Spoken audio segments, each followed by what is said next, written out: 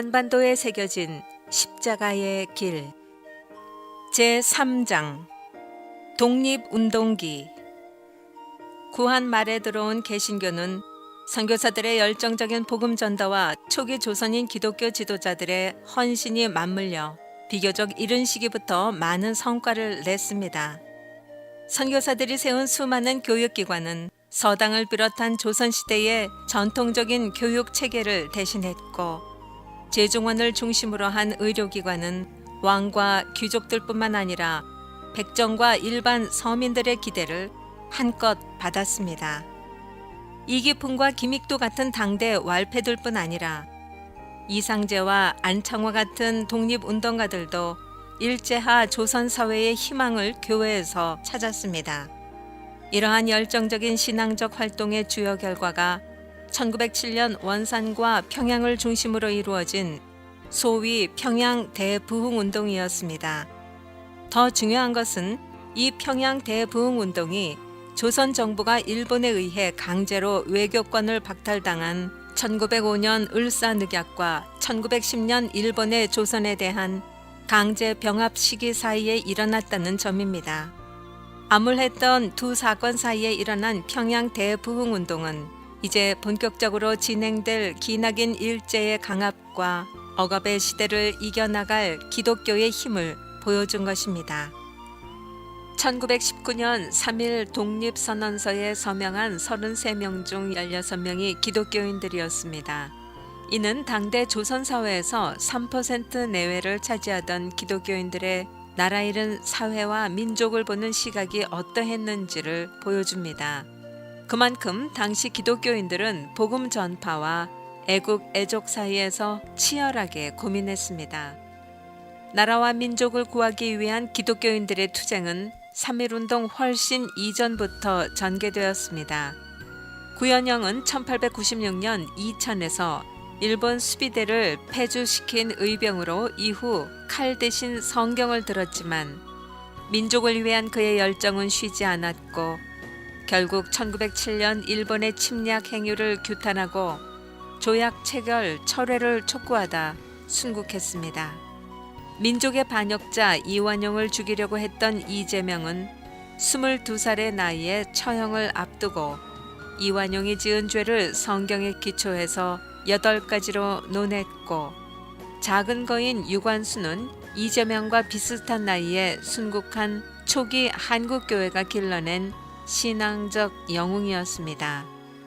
상동교회와 상동학원을 이끈 목사 전덕기는 1907년 해외그 특사 사건을 비롯한 전환기 한국 역사의 주요 사건에 깊이 관여했던 수많은 애국지사를 배출하는 모판 역할을 했습니다. 강원도의 조정대는 철원에서 애국단을 조직했고, 강원도 홍천의 남궁옥은 무궁화와 기독교를 연결해 민족의 희망을 꽃피우고자 했습니다. 그들은 모두 총살과 고문 후유증으로 하늘의 부름을 받았습니다. 예수의 이름으로 나를 죽여 남을 살리는 사랑을 보여준 사람, 이재명. 1890년 평안북도 선천에서 태어난 이재명은 일신학교를 졸업하고 14살에 기독교인이 되었습니다. 1904년 미국 노동이민회사의 이민 모집에 응하여 하와이를 거쳐 미국으로 건너갔습니다. 그러던 중 조선에서 제1, 2차 한일협약과 을사늑약이 강제로 체결되었다는 소식을 듣고 국권 회복을 위해 1907년 10월 일본의 나가사키를 거쳐 귀국했습니다. 어린 나이에도 불구하고 자기 혼자 살겠다고 민족의 현실을 외면할 수 없었습니다. 나라 잃은 울분과 투쟁을 결의하고 조국으로 돌아온 이재명은 나라의 원수 이토 히로부미와 매국노 이완용을 처단하기로 했습니다. 이재명은 이들을 처단하기 위해 기회를 엿보던 중 1909년 1월 초대 조선 통감을 지낸 이토 히로부미가 순종 황제와 함께 평양을 순행한다는 소식을 듣고 이때를 기회로 삼아 이토 히로부미를 암살하고자 했습니다. 그러나 신변의 위협을 느낀 이토 히로부미는 순종의 곁을 떠나지 않았습니다.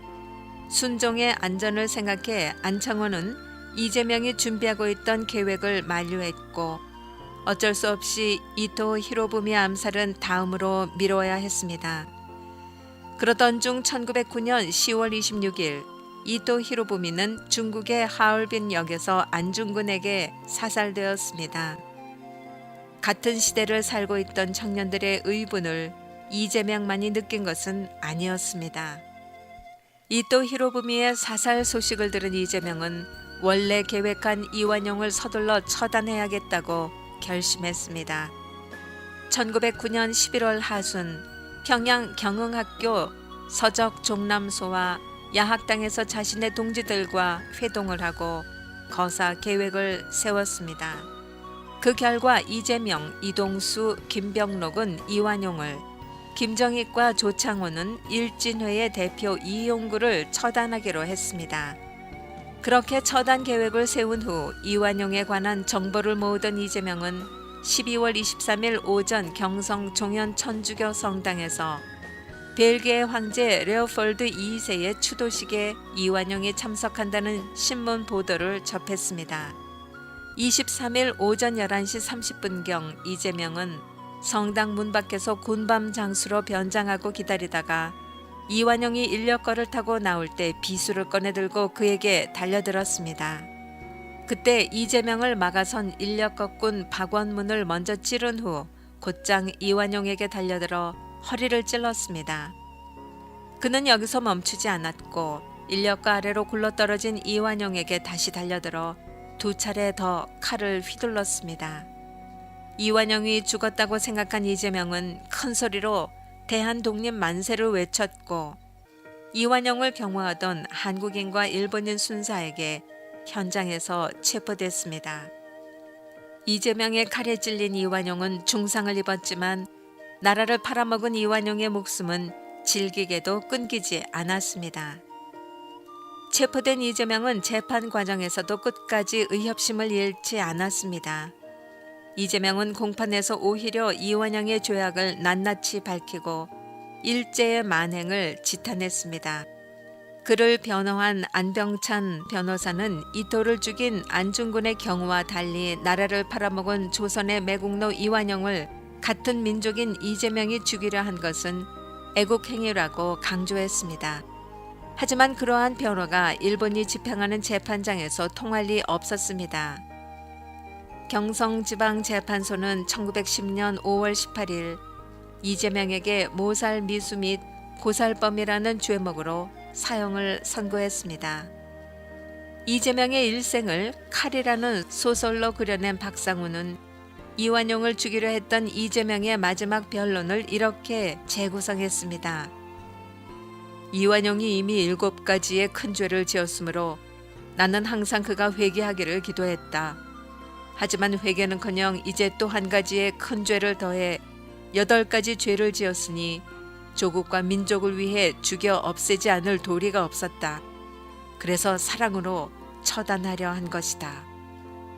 칼을 맞은 이완용은 당대 일본 최고의 의술의 도움으로 2달 만에 건강을 회복했습니다.